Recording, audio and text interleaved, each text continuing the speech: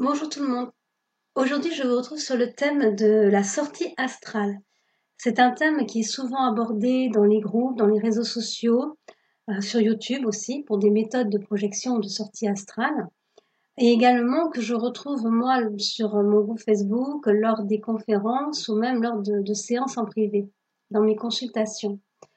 La projection astrale, donc moi je ne vais pas ici vous donner des méthodes pour y parvenir, mais plutôt je vais m'attacher à essayer de vous expliquer qu'est-ce que c'est, en quoi ça consiste, pourquoi ça arrive. Et nous allons même commencer donc par les différentes dénominations de ce qu'on appelle la sortie astrale. Vous avez ce qu'on appelle la décorporation, vous avez ce qu'on appelle la sortie astrale, vous avez aussi la projection astrale et le voyage en astral. Tous ces termes désignent fondamentalement la même chose. Il s'agit en fait pour l'esprit de se séparer donc de votre corps physique pour se promener donc sur des plans énergétiques, des plans spirituels et des plans vibratoires de l'ordre de l'invisible, de l'au-delà. Donc la projection astrale, dans l'absolu, on va appeler projection astrale une recherche volontaire justement pour faire cette sortie de l'esprit, pour faire cette décorporation. Donc il y a un travail, il y a une recherche de la part de la personne pour parvenir à cet état dissociatif presque entre son esprit et son corps physique. Donc ça, c'est la projection astrale. Au niveau de la sortie astrale, là par contre, j'aurais tendance à dire que c'est plus quelque chose qui est de l'ordre du naturel, du spontané même, et quelque chose même qui s'impose à la personne. Il n'est pas rare de voir certaines personnes qui font état lors de phases de sommeil ou lors de siestes ou d'états de méditation, sans pour autant rechercher la projection astrale, qui sentent justement venir une décorporation, c'est-à-dire que leur esprit commence à s'éloigner de leur corps physique, commence à se détacher du corps humain. Donc ça, voilà, on a quelque chose d'un peu plus spontané, contrairement à la projection astrale qui, elle, est volontaire et volontairement recherchée. Après, vous avez le voyage en astral. Et le voyage en astral, pour moi, désigne tout ce qui est de l'ordre de... Alors, c'est comme une promenade, hein, puisque le terme voyage n'est pas non plus exagéré. Mais en même temps, c'est pas tellement à votre initiative. Ce n'est pas non plus quelque chose qui est subi. C'est plutôt comme une réponse à une invitation de la part de l'au-delà, de la part des plans invisibles, à les rejoindre. Donc, du coup, votre esprit retourne un petit peu à la maison, entre guillemets, et part volontiers donc sur ces divers plans et voyage dans ces divers plans. Également au niveau de la volonté pour les personnes de rechercher donc cette projection astrale, le but du jeu serait de savoir pourquoi, dans quelle finalité les personnes souhaitent justement se promener un petit peu dans les plans invisibles. Sur ce sujet-là, je vais y revenir un petit peu plus tard. Donc, par rapport au fait que le phénomène de sortie astrale ou de projection astrale est tout à fait naturel, j'en veux pour preuve, par exemple, que durant le sommeil, notre esprit se promène sur ces plans invisibles et c'est par là, justement, le moyen qu'ont les défunts de venir vous retrouver. Également aussi que vous avez ce moyen d'aller à la rencontre de vos guides et aussi donc d'accéder à d'autres plans pour recevoir un enseignement, recevoir des recommandations. Et vous avez même aussi, de manière tout à fait naturelle, les rêves prémonitoires. Donc les rêves prémonitoires sont vraiment un cas concret de la preuve, entre guillemets, des sorties astrales, puisqu'il s'agit donc, comme je l'ai expliqué, d'une sortie durant votre sommeil de votre esprit, qui se promène sur divers plans, et également même sur le fil du temps. Donc l'esprit voit ce qui va arriver. C'est une précognition, on appelle ça. Donc, c'est-à-dire qu'il a une connaissance antérieure à l'événement. Donc, du coup, il constate des événements à venir. Et après, lors du retour donc dans le corps humain, au moment du réveil, vous avez l'intime conviction d'avoir fait non pas un rêve, mais d'avoir vécu quelque chose de concret, de réel, qui est bien au-delà du rêve justement. Et vous avez l'intime conviction que ce que vous avez vu, la scène que vous avez vue, va un jour ou l'autre se produire, il y a un sentiment d'intime conviction. Et quelque temps plus tard, la scène se concrétise, se réalise. Alors peut-être pas à l'identique, ça c'est certain. Par exemple, vous voyez, mettons une scène où vous rencontrez une personne, ou vous vous disputez avec une personne, et dans la scène, la personne que vous avez portait un pull bleu, et dans la réalité, cette personne portera peut-être un t-shirt blanc. Voilà, donc ça se joue à quelques détails, on va dire, mais fondamentalement, la scène reste à l'identique. C'est pour ça aussi que les rêves prémonitoires, on les oublie assez facilement parce qu'on se dit ouais, c'est peut-être le mental qui agit, c'est peut-être comment dire une façon pour l'esprit d'essayer de s'apaiser, ça extériorise certaines choses, certains états d'âme et certains états émotionnels. Donc du coup, j'en tiens pas compte, mais en même temps, je me dis ça avait l'air tellement vrai, ça reste un petit peu dans un coin de la tête, on finit par l'oublier jusqu'au moment où ça se concrétise. Et c'est là qu'on se souvient, ah bah tiens, j'en ai rêvé, l'impression de déjà vu, de déjà entendu. Ça, j'en ai rêvé il y a quelque temps de ça et je suis en train de le revivre, ou plutôt de le vivre concrètement sur le plan matériel. Donc, au niveau des rêves prémonitoires, ce qui est assez amusant, entre guillemets, c'est de prendre conscience par ce moyen-là que l'esprit vit bien indépendamment du corps physique. Euh, Presque limite, l'esprit a une double vie, hein. C'est-à-dire qu'il y a les états de conscience où l'esprit est un petit peu mis en boîte dans le corps humain, et après il y a tous ces états autres de conscience alternative qui font que l'esprit est un peu plus libre, peut se dégager facilement et aller puiser à la source certaines informations ou être mis au courant de certains événements à venir ou même recevoir des soins ou recevoir un enseignement. De là, les personnes me demandent aussi, mais justement, comment savoir si ce que l'on vit est vraiment une sortie astrale? Comment avoir des éléments concrets? Euh, Souvent, enfin pour ma part aussi, hein, puisque c'est quelque chose que je vis depuis toute petite, il y a toujours un sentiment, on va dire, de secousse au niveau du corps physique. C'est-à-dire qu'il y a comme un état vibratoire qui se met en place, généralement au moment du coucher, ou lorsque vous faites des siestes, ou lorsque vous êtes dans des conditions de détente vraiment serein et ainsi de suite, voilà, d'entre deux sommeils.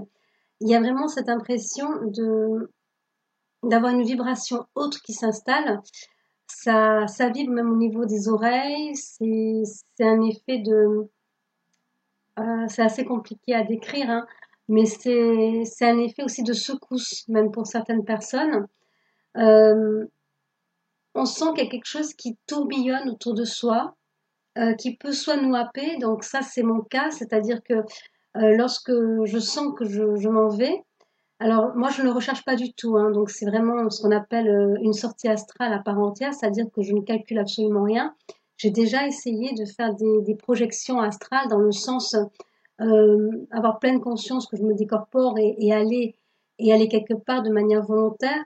Ça, je ne le fais pas, même quand je travaille à distance sur des photos ou quoi. On va dire là, c'est pas vraiment de la projection astrale pure et dure, hein, c'est pas mon esprit, c'est juste l'élément troisième œil qui se promène.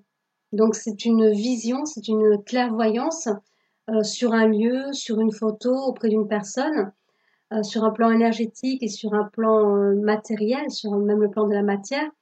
Mais en même temps, ce n'est pas vraiment à 100% une projection en soi. C'est juste comme si j'avais qu'un œil, entre guillemets, le troisième œil qui peut se détacher et qui peut se balader quelque part et en même temps me ramener les informations. Donc c'est pas à proprement parler une projection astrale. Donc quand moi je fais des sorties astrales, c'est plus dans des périodes d'endormissement et j'ai toujours ce sentiment de traverser en fait le matelas. Donc moi je tombe. C'est un sentiment de chute, c'est un sentiment d'être aspiré comme dans un vortex, hein, c'est exactement la même sensation, comme si j'étais happée vers le bas et après je me retrouve sur d'autres plans. D'autres personnes vont avoir la sensation physique de se décorporer par le biais du chakra coronal, donc c'est-à-dire au niveau du sommet de la tête. comme si l'esprit remontait tout le long du corps et ressortait par la tête, donc vraiment par la fontanelle en fait, hein, puisque le coronal c'est la fontanelle. Et ça, vous le retrouvez, ce témoignage, avec les personnes qui font des expériences de mort imminente.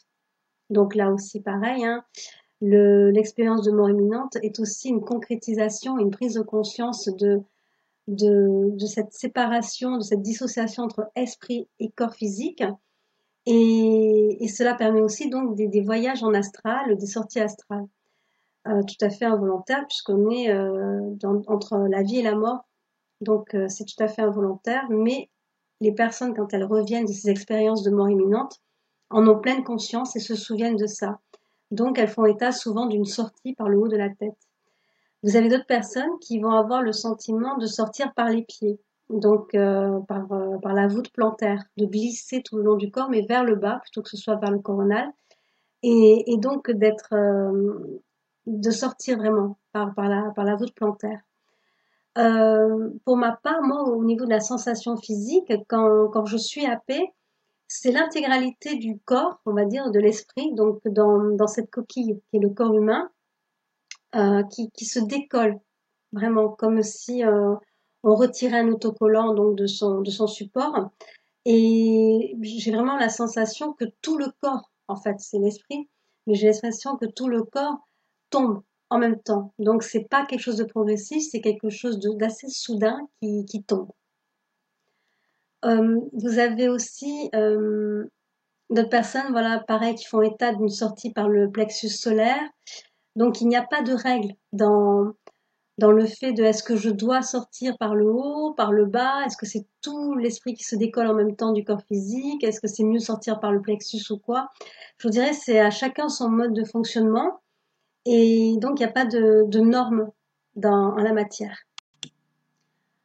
Et là, on pourrait se demander, mais pourquoi justement il y a des gens qui recherchent et pourquoi vouloir rechercher, provoquer donc cette sortie astrale? Alors, bien sûr, c'est pour visiter le monde immatériel, le monde de l'invisible, pour retrouver pour beaucoup nos défunts, nos disparus, pour accéder à nos guides également, accéder à d'autres plans de conscience. Donc, vous avez aussi peut-être même par curiosité, c'est-à-dire essayer de voir, de vous prouver à vous-même que cela existe. Et donc, voilà, il y a un intérêt de plus en plus grand pour tout ce qui est projection astrale, sortie astrale, voyage astral. Et les gens font des méthodes justement pour y parvenir. Est-ce que c'est une bonne chose? En soi, je dirais oui. Il y a pas de contre-indication puisque vous expérimentez quelque chose. Après, est-ce que c'est nécessaire à votre éveil de vivre un état de sortie astrale? Là, par contre, je dirais absolument pas. C'est c'est quelque chose qui est totalement personnel. C'est quelque chose qui peut s'imposer à vous. Euh, une, un objectif que vous souhaitez atteindre pour des raisons X ou Y, mais ce n'est absolument pas, on va dire, la condition sine qua non pour être éveillé. Là, pareil, hein, ça aussi, je le retrouve au sein de mon groupe. Lorsque certaines personnes veulent faire une introspection très poussée, on leur dit souvent tente une sortie astrale, tente une projection astrale pour aller sur d'autres plans qu'on appelle aussi les annales akashiques, c'est-à-dire le livre, on va dire, de la création, qui expliquerait tout. Euh, Essaie d'accéder à des plans divins pour rencontrer tes guides, et ainsi de suite. Et quand les personnes après reviennent en disant ben, je n'y arrive pas, c'est pas pour moi, il y a plus un état de frustration qu'autre chose. Là, franchement, je vous dirais, il y a plusieurs méthodes pour arriver à avoir ces réponses.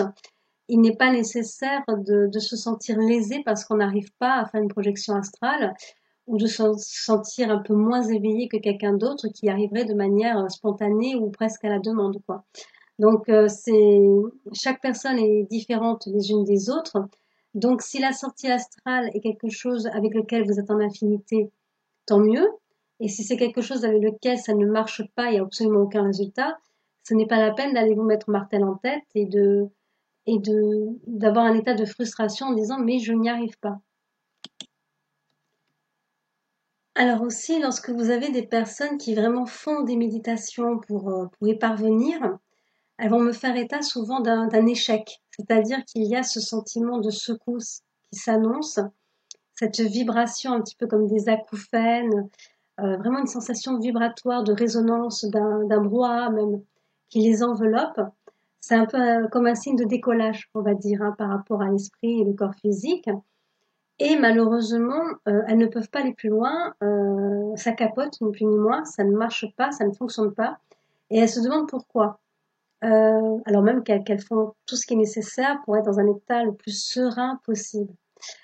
Déjà et avant tout, en toute logique, lorsqu'on fait une sortie astrale, on va vers l'inconnu. C'est un monde invisible, c'est aussi un au-delà. Donc forcément, les craintes sont là par rapport à ce territoire totalement inconnu.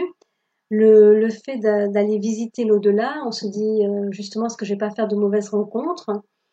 Est-ce qu'il va pas y avoir des esprits, c'est-à-dire donc des défunts, ou des entités, c'est-à-dire des pures énergies qui n'ont jamais connu l'incarnation terrestre, ce qu'on peut appeler des démons ou autres, ou même des guides, puisque les guides sont des entités pures. Est-ce qu'il n'y a pas quelque chose de nocif, de sournois? Est-ce qu'il n'y a pas un effet secondaire à cette sortie et à ces rencontres? Qu'est-ce que je risque de trouver de l'autre côté? Donc déjà, cette appréhension peut aussi bloquer pas mal, pour commencer. Après, il y a une légende urbaine auquel j'aimerais bien couper court aussi. J'en ai déjà parlé sur d'autres vidéos, mais comme on m'en parle toujours sur mon groupe Facebook, je me dis tiens, il serait temps d'en remettre une petite couche pour nettoyer un peu la légende. C'est l'idée selon laquelle si on s'éloigne trop de son corps, si le voyage, si la sortie astrale dure un peu trop longtemps, on peut se faire chipper la place. C'est-à-dire que quelqu'un, enfin plutôt un esprit, prenne votre place, vous incorpore et du coup vous restez dans un autre état d'entre-deux, dans un monde de néant entre guillemets et pour vous c'est une incapacité de retour dans votre corps physique avec certaines légendes urbaines qui poussent le trait bien plus loin en disant vous risquez de mourir. C'est absolument faux. C'est absolument faux. Quoi que vous entendiez, quoi que vous lisiez, et quoi que vous voyez aussi au cinéma, puisque c'est aussi le film Insidious qui a bien répandu cette légende urbaine, puisque le héros est sujet à des sorties astrales, et malheureusement, il se voit toujours tout plein de défunts, d'esprits qui sont malveillants en plus de ça, qu'à faire, qui viennent comme ça graviter tout autour de lui quand lui est assis sur sa chaise dans un état de sommeil profond, et pour essayer de lui chipper la place, d'essayer d'incorporer son corps. Donc merci Hollywood, c'est absolument faux. Le, le corps physique est relié à l'esprit et l'esprit est relié au corps physique par ce qu'on appelle la corde d'argent, le fil d'argent. C'est un fil énergétique qui justement part depuis le plexus solaire et qui rejoint donc l'esprit. C'est un petit peu comme un cordon ombilical entre les deux états, matériel, immatériel, énergétique, spirituel, physique et immatériel. Donc c'est cette corde dont on fait état hein, même dès l'Antiquité avec les parcs. Donc ça, vous regarderez sur notre ami Google, les parcs P-A-R-Q-U-E-S. Donc ce sont trois déités qui officient à la naissance, à la vie et à la mort d'une personne. Et en général, on les représente en train de filer justement un fil de vie, entre guillemets. Et la dernière part est chargée, elle, de couper le fil de vie, donc ça correspond à la mort de l'individu. Donc ce fil de vie que l'on retrouve dès l'Antiquité existe bel et bien, et en même temps, ce fil de vie, ce cordon qui relie donc le corps physique à l'esprit, ne peut être coupé uniquement qu'à l'heure de votre mort. Et là, le voyage est sans retour, puisque vous êtes décédé, la rupture est définitive. Mais en aucun cas, vous pouvez avoir ce phénomène de quelqu'un d'autre vient prendre votre place dans votre corps et vous restez entre deux plans différents.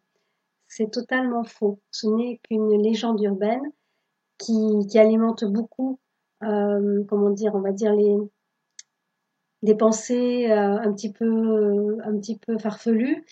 Et malheureusement, on donne foi à ce type de pensée alors que c'est totalement faux. Donc, ça fait aussi appel un petit peu à un système de croyances que l'on peut avoir, hein, tout simplement. Donc, on nourrit soi-même, on se montre certaines croyances, certaines appréhensions.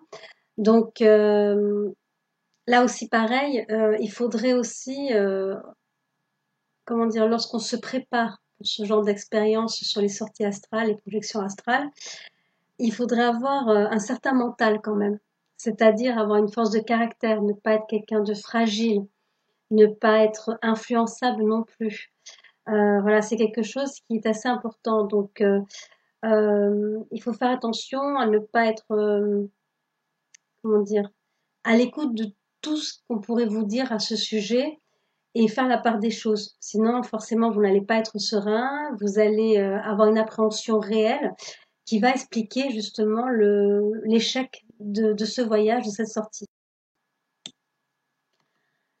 Ce qui peut aussi mettre un frein à la sortie astrale, c'est l'analyse que vous en faites. C'est-à-dire que lorsqu'on s'échappe, entre guillemets, lorsqu'on se décorpore, il ne faut pas essayer de comprendre ce qui vous arrive.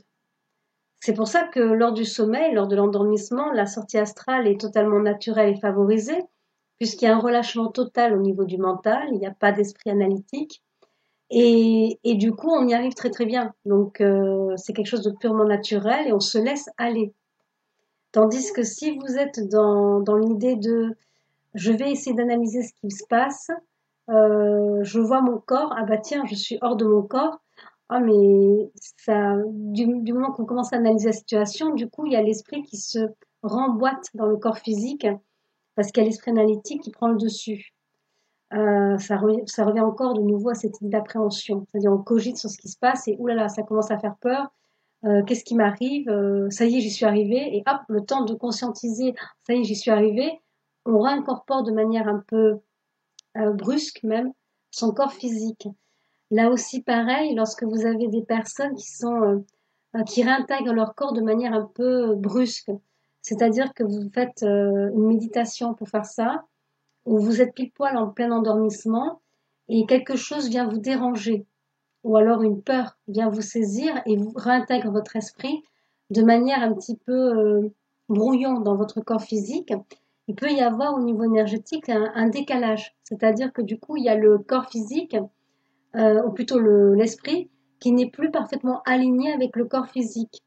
C'est un petit peu voilà comme si vous étiez habillé un peu trop vite et du coup le manteau n'est pas bien posé sur vous, ce n'est pas bien ajusté, même si vous l'avez sur le dos.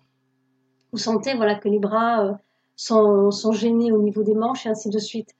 Pour l'esprit, c'est exactement la même chose. Si l'esprit réintègre le corps physique de manière un peu trop brusque, parce qu'il a été dérangé, parce qu'il y a eu de la peur ou quoi que ce soit d'autre qui a gêné donc le départ, c'est un petit peu comme si vous sautiez dans votre corps physique. Donc, il n'a pas eu le temps, au niveau de l'esprit, il n'a pas eu le temps de s'ajuster à l'enveloppe humaine. Et ça peut donner un décalage aurique. Alors, au niveau de ce décalage, c'est pas la peine là non plus de vous faire du souci.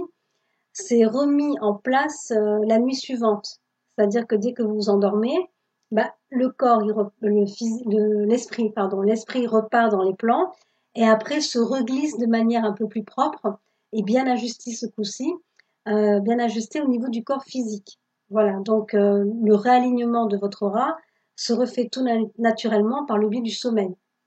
Alors par contre, entre le temps où vous avez tenté la sortie astrale qui a malheureusement n'a pas marché et votre nuit, la nuit suivante où vous faites votre sommeil réparateur, c'est le cas de le dire, vous allez passer une journée assez difficile. C'est-à-dire que vous vous sentez pas bien dans vos baskets, vous avez toujours l'impression d'être fatigué, c'est peut-être même des douleurs physiques puisque l'énergétique impacte sur le physique.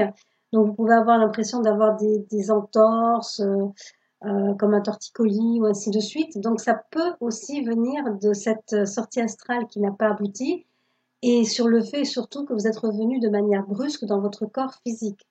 Ça vient de là. Même le caractère ronchon, je pense, vient de là pour certaines personnes.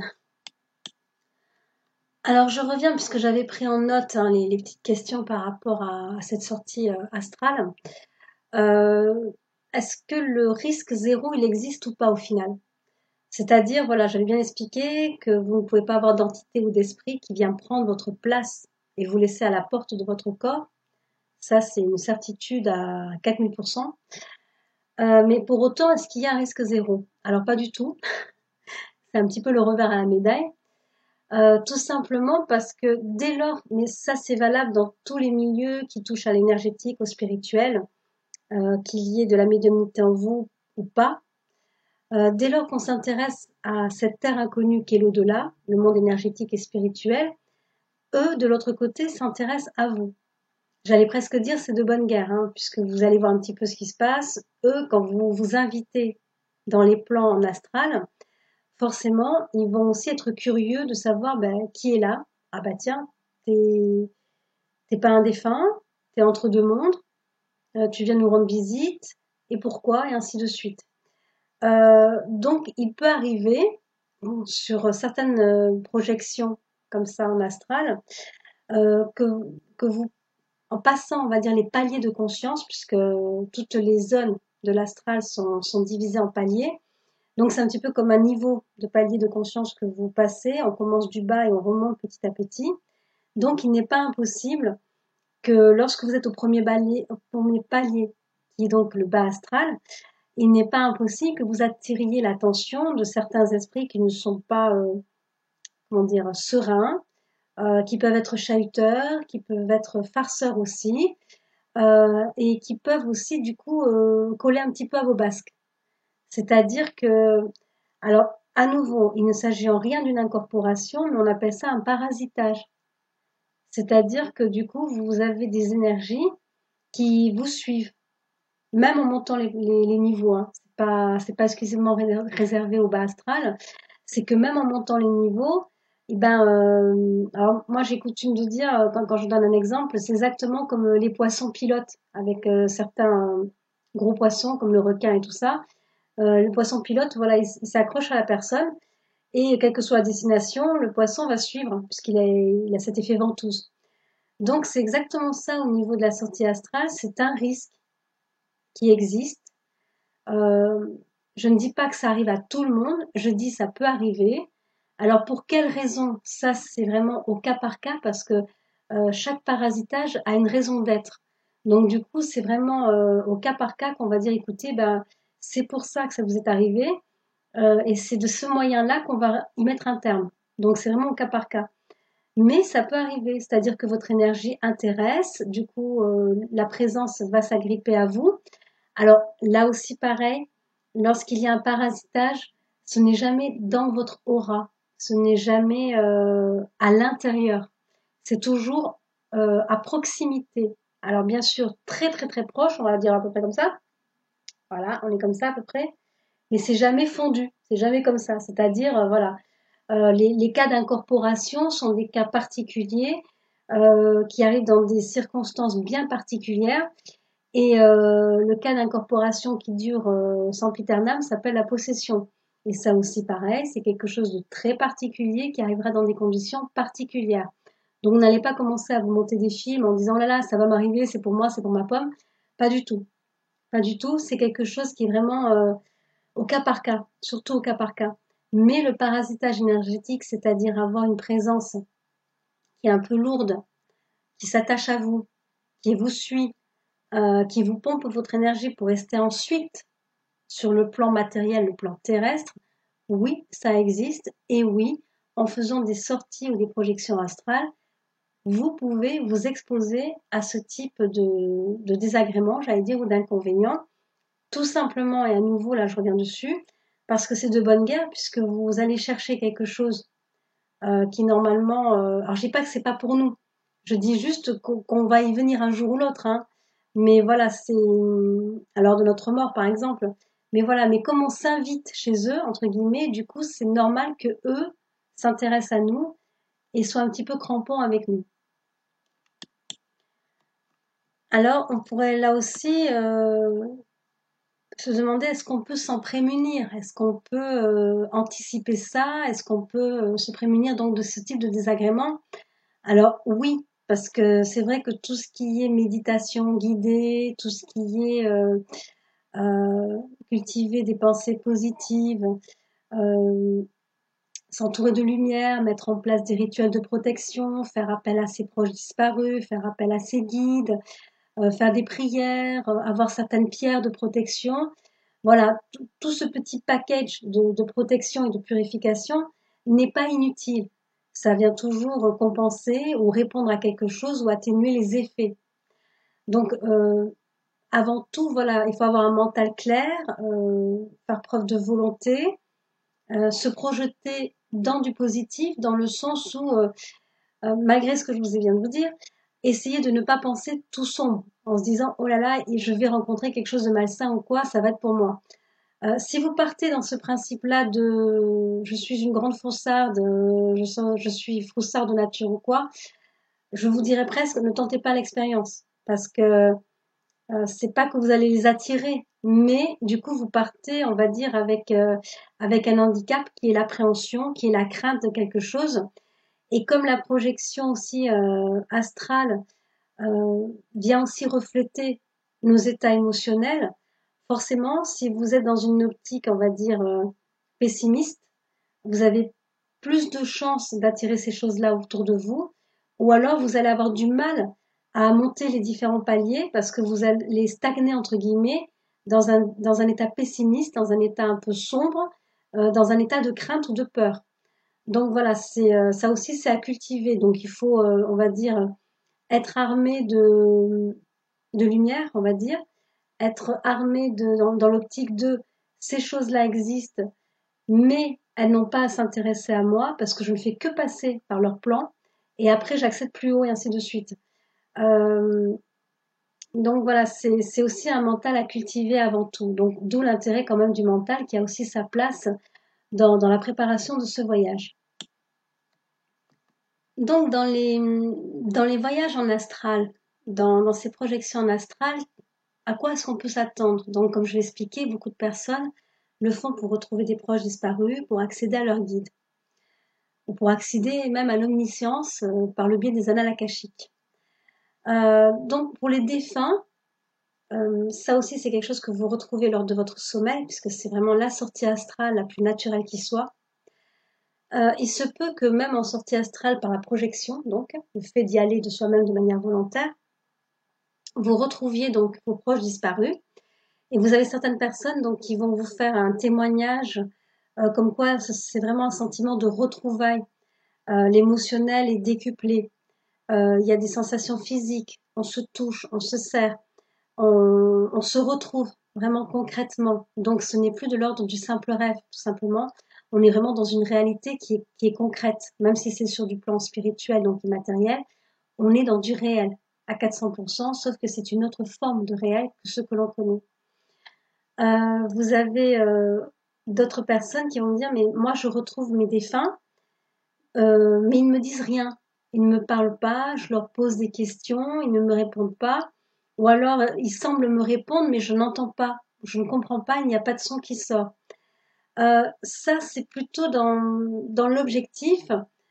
S'ils ne vous répondent pas, il peut y avoir plusieurs explications à ça, c'est-à-dire soit ce n'est pas le moment pour vous de recevoir l'information, c'est-à-dire tout simplement que vous devez par vous-même trouver les choses.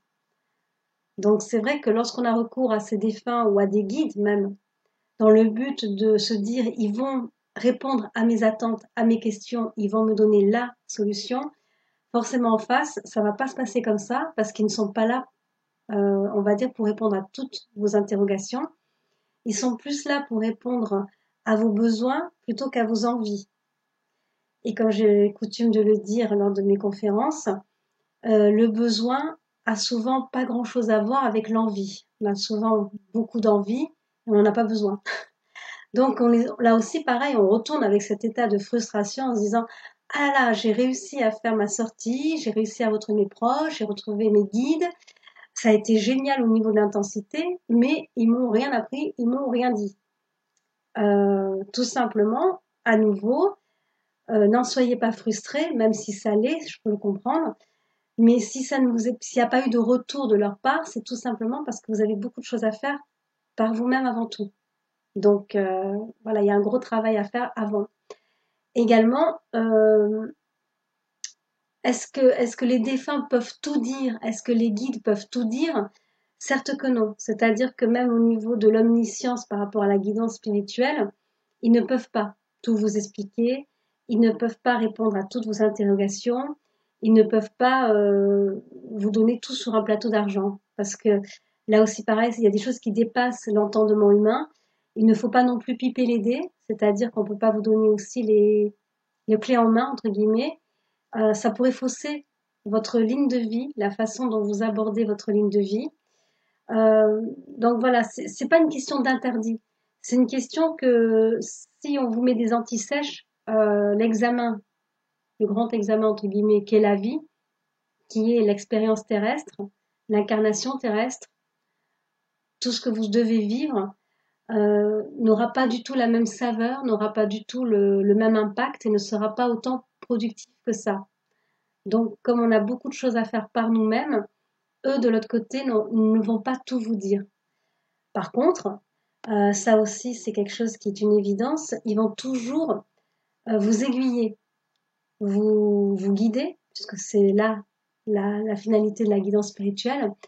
Ils vont aussi vous guider, essayer de vous conseiller au mieux, mais sans pour autant vous dire les tenants et les aboutissants. Voilà, c'est quelque chose qui vous incombe malheureusement, et c'est peut-être ça aussi qui est dérangeant. D'ailleurs, ceci se retrouve aussi dans les séances en médiumnité, hein. C'est-à-dire que lorsqu'un médium accède alors aux vies antérieures, ce que d'autres appelleront les annales akashiques, lorsqu'on est en présence avec vos guides, hein, sans cette idée de projection ou quoi, puisque c'est le système d'un canal, donc c'est un téléphone qui marche très bien entre les guides et les médiums, ou entre les défunts et les médiums. Là aussi, pareil, tout n'est pas révélé. Voilà, tout n'est pas révélé. On reste dans l'ordre du conseil. On reste dans l'ordre de l'introspection. On vous aide à faire votre introspection par leur aide, par leur assistance. Donc vous voyez bien là aussi, c'est est-ce que je peux avoir la solution? Non, l'au-delà, ça je pense que c'est quelque chose sur lequel tout le monde devrait, comment dire, se recadrer avec ça, se remettre en phase avec ça. L'au-delà n'est pas la panacée. Voilà, c'est pas la solution à tous les maux, ce n'est pas l'explication à tous les maux. C'est pour ça aussi, au niveau de tout ce qui est sortie astrale, projection astrale, moi j'en vois sur mon groupe, j'en vois aussi lors de mes conférences. Il y a certaines personnes qui sont dans un état d'addiction à ce phénomène parce qu'elles ont des facilités pour le faire et du coup elles vont prendre dans d'autres plans subtils une bonne dose d'énergie pour remonter leur batterie et après elles reviennent rebooster. Alors c'est très bien, mais ça devient addictif, c'est-à-dire que du coup la personne va avoir un total décrochage avec la réalité, tout simplement parce que son quotidien, son vécu terrestre, son vécu relationnel et affectif et relationnel, donc ne la comble pas entièrement, alors que de l'autre côté, elle trouve, on va dire, une dose d'énergie, une dose de bien-être, de sérénité absolue et totale. C'est vraiment à double tranchant, hein, le fait d'être, on va dire, un peu trop accro aux sorties ou à ces imprégnations par rapport à d'autres plans. C'est vraiment à double tranchant parce que ça sépare de plus en plus la personne d'elle-même dans son incarnation terrestre. Donc il y a un décrochage réel. D'où l'intérêt aussi d'avoir un bon ancrage lorsqu'on cherche à faire de la projection des sorties astrales. Il vaut mieux avoir un bon ancrage dans le sens où ces sorties-là ne deviennent pas un échappatoire. Voilà, c'est pas non plus je me sens bien là-bas, je retourne là-bas le plus fréquemment possible pour oublier ma vie d'ici-bas. Ce n'est pas ça en soi et au bout d'un moment, c'est vraiment un effet double tranchant puisque la personne est complètement déconnectée des réalités, peut devenir haut perché et perdre vraiment pied, tout simplement. Donc voilà, il faut avoir un bon mental là-dessus et, et ne pas envisager l'au-delà comme une réponse à tout. Je reviens donc aussi sur cette idée des défunts qui ne répondent pas, qui ne répondent pas lors de vos rencontres, ou même les guides, hein, parce que ça arrive que les guides soient muets, même si on est en projection ou quoi. Euh, c'est donc je vous expliquais pourquoi, mais par rapport au fait que voilà, ils vont pas vous servir tout prêt sur un plateau d'argent. Mais il y a aussi cette notion d'accompagnement qui leur incombe, c'est-à-dire qu'ils vont être là plus dans une assistance, dans une bienveillance, dans un état de conseil, de suggestion aussi. Et ils ne sont pas là pour répondre à tout. Donc il y a aussi cette idée d'accompagnement, de soutien, de réconfort qui peut s'imposer à vous. Pour les personnes qui ne vont pas dans l'astral pour rejoindre le plan spirituel, ça aussi c'est intéressant puisqu'il y a des projections astrales qui restent de l'ordre du terrestre, de l'ordre de la promenade dans sa maison, dans sa chambre, dans son jardin, dans son quartier, de plus haut, puisque certaines personnes font état aussi de sorties célestes, c'est-à-dire vraiment dans la stratosphère ou même plus loin, hein, pourquoi pas dans l'espace, et ainsi de suite. Euh, alors moi, ça m'est arrivé une seule fois, le fait de voir la Terre, la Terre vue d'en haut, vraiment depuis l'univers. Et j'avais vu donc vraiment j'étais avec mon guide et j'avais vu donc c'était toute l'Amérique du Sud avec une ville qui s'appelait Santa Inés ou Inès, qui est mon prénom. Et il y avait également une comète qui passait. Je dis bon ok. Donc moi mes voyages sont plutôt des voyages en astral, c'est-à-dire c'est durant mon sommeil qu'après je m'évade et qu'après je reviens avec une masse d'informations ou une masse de rêves prémonitoires aussi. Donc c'est pour ça que je suis très très vigilante par rapport à tout ce que l'on peut me montrer durant mon sommeil, parce que j'ai coutume de dire que je ne rêve pas. C'est-à-dire que les rêves lambda, j'en ai jamais fait, hein. C'est dommage. Mais les rêves lambda, j'en ai jamais fait. Et à chaque fois que je me souviens de mes rêves ou que je vois quelque chose en rêve, c'est qu'il y a toujours quelque chose à comprendre derrière. Et si ce sont des rêves prémonitoires, pareil, je le pressens, je l'envisage comme ça. Et ça marque à tous les coups et à chaque fois, ça se réalise. Pour le meilleur comme pour le pire d'ailleurs. Donc du coup, bon, le lendemain matin, je m'étais interrogée et je m'étais dit, bon, bah, il y a rien qui se passe. Pour une fois, j'ai peut-être fait un rêve. Allez savoir. Je m'étais dit, bah voilà, je me suis imaginée en train de voler au-dessus de la Terre et à voir l'Amérique du Sud. Donc je me suis dit, ok, pas de souci. Et quelques jours plus tard, j'apprenais justement que dans la nuit où moi j'avais fait ce rêve, il y avait eu une comète qui était passée dans le ciel de l'Amérique du Sud et qui avait traversé justement de part en part et sur sa trajectoire, donc du coup je m'étais renseignée, et sur sa trajectoire, dans le secteur où elle était, il y avait une ville qui s'appelait Santa Inés. Bon. Alors après, vous allez me dire, qu'est-ce que ça t'a appris de plus? Alors rien, sauf qu'il y avait une ville en Amérique du Sud qui s'appelait Santa Inés. Donc comme moi, sauf que moi je suis pas une sainte. Mais voilà, c'est juste que ça m'a corroboré, ça c'est venu valider et confirmer le fait que oui, encore une fois, l'esprit est totalement capable d'être dissocié du corps physique et d'agir pleinement dans d'autres plans et aussi dans la matière. Puisque voilà, moi j'avais vraiment cette montée de l'esprit, voir la maison, m'éloigner de plus en plus, arriver à un niveau spatial et avoir ça, avoir vraiment cette vision depuis le ciel, depuis l'univers. Donc c'est quand même assez troublant.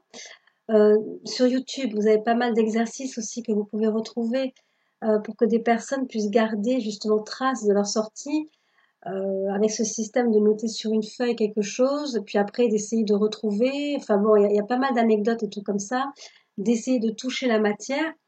Et ces expériences-là rejoignent à nouveau les expériences de mort imminente, c'est-à-dire que les personnes qui ont fait les expériences de mort imminente vont faire état de sens physiques décuplés, ce qui est un comble puisque c'est l'esprit qui emmagasine toutes ces données et qui après les retransmettra au corps physique. Donc du coup, il y a cette vue à 360 degrés, l'impression de voir tout, l'impression de faire partie de la matière tout en étant dissocié d'elle. Là, je prends un exemple tout bête, hein, c'est-à-dire que quelqu'un peut, lorsqu'il va rentrer donc dans un état de projection astrale et qu'il va rentrer dans un arbre, parce que certaines personnes arrivent à se mêler comme ça à la métière, vont pouvoir vous témoigner avoir été autant la sève que la feuille au sommet de l'arbre. Voilà, donc il y a cette idée de on est dans le détail et on est également dans la globalité absolue. On fait partie d'un tout et en même temps on est le détail aussi. C'est quelque chose qui est très troublant. L'état d'omniscience peut aussi venir, puisqu'à l'heure de notre mort, on reçoit une base d'informations qui est colossale.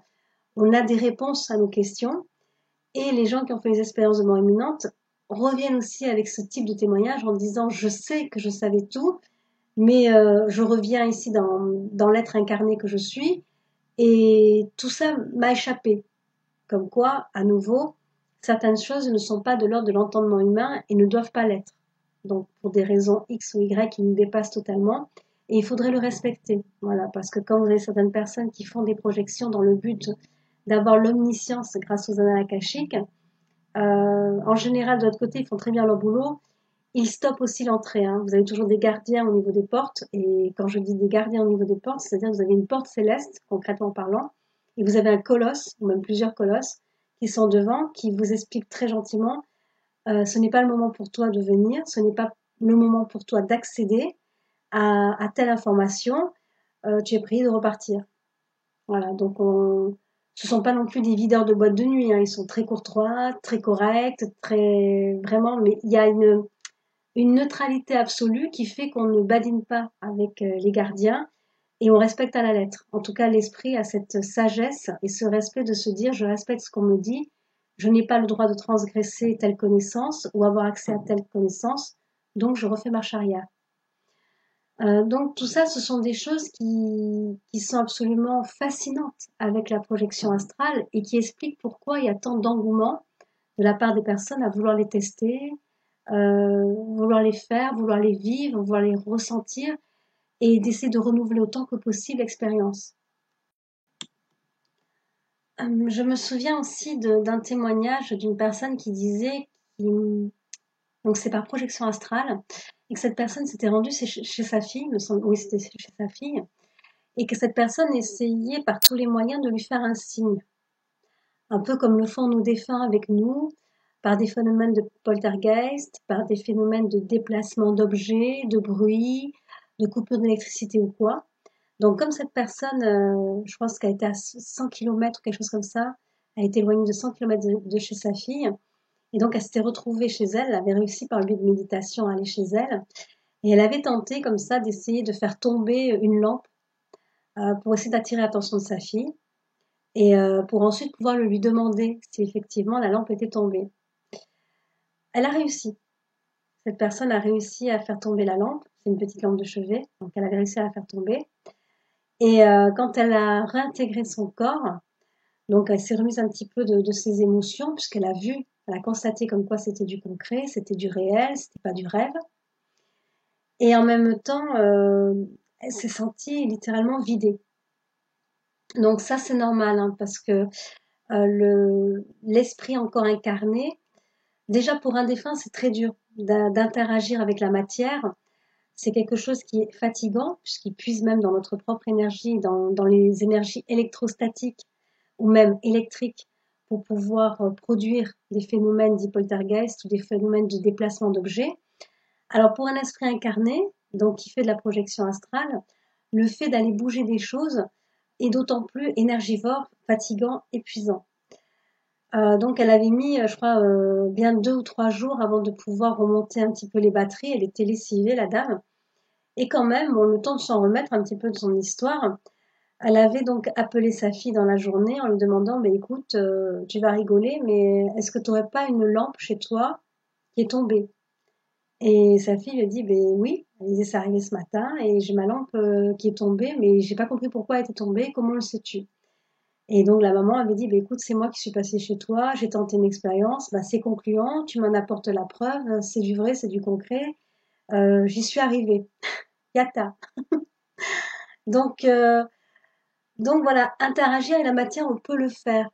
mais ça reste assez fatigant. Donc là aussi, si vous envisagez de faire quelque chose, faites-le sur du temps libre ou avec justement un temps de récupération que vous savez que vous pouvez avoir. C'est-à-dire que vous n'allez pas travailler de suite après, vous n'avez pas des activités fatigantes après à mener, donc faites-le plutôt pendant les vacances, quelque chose comme ça. Mais en tout cas, essayez de ménager aussi vos efforts sur le plan matériel, sur le plan physique, lorsque vous faites des sorties astrales. Restez plutôt dans une phase d'observation, d'essayer de voir des choses, d'essayer de ressentir des choses, d'essayer de vous mêler à la matière peut-être, de passer à travers la matière aussi, mais n'essayez pas d'interagir avec la matière, c'est-à-dire d'essayer d'avoir une action quelconque avec la matière. C'est particulièrement fatigant. Et donc là, j'arrive presque sur le terme de cette vidéo qui tient un petit peu sur 1 heure quand même.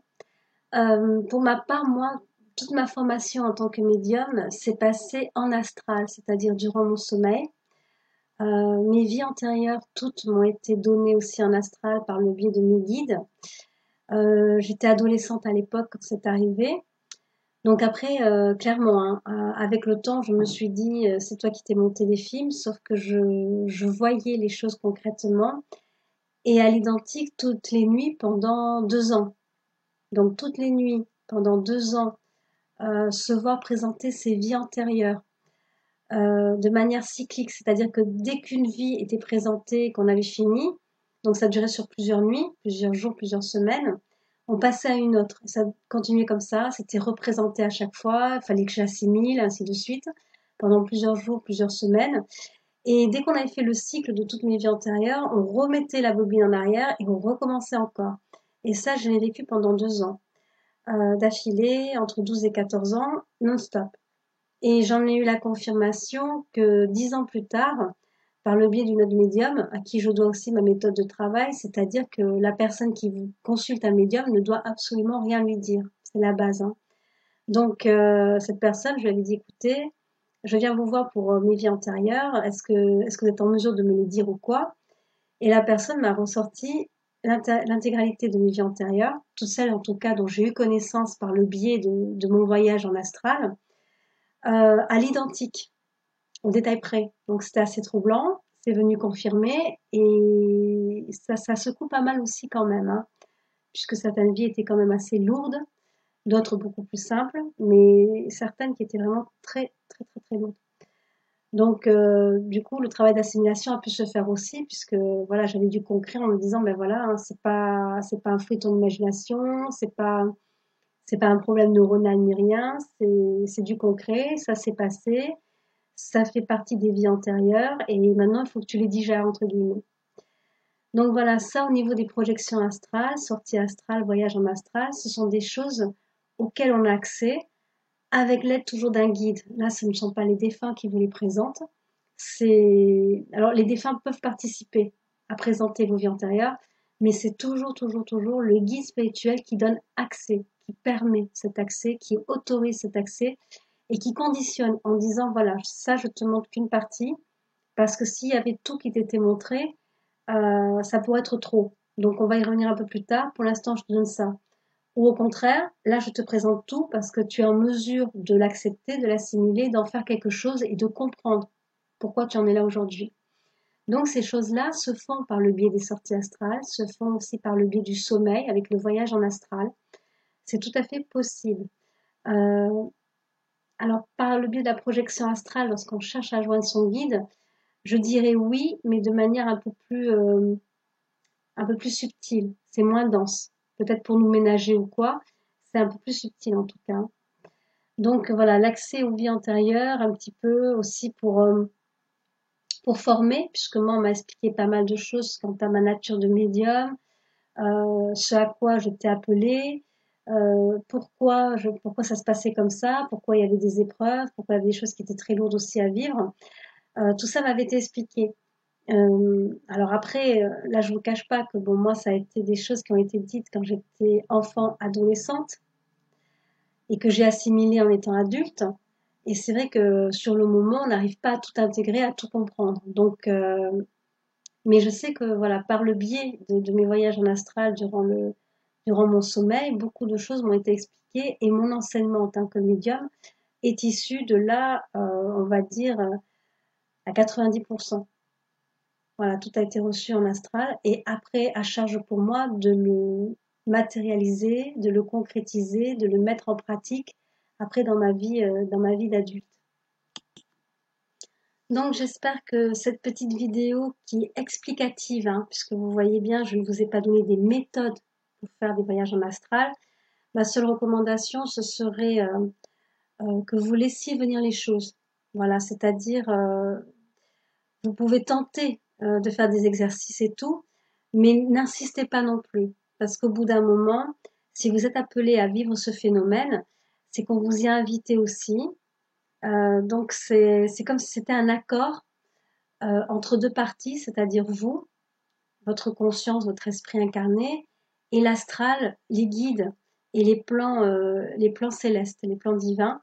Vous trouvez une concordance qui fait que, à un moment donné, vous avez accès à ce voyage, à cette projection. On vous accueille, on vous invite à venir et on vous aide à ce départ, entre guillemets.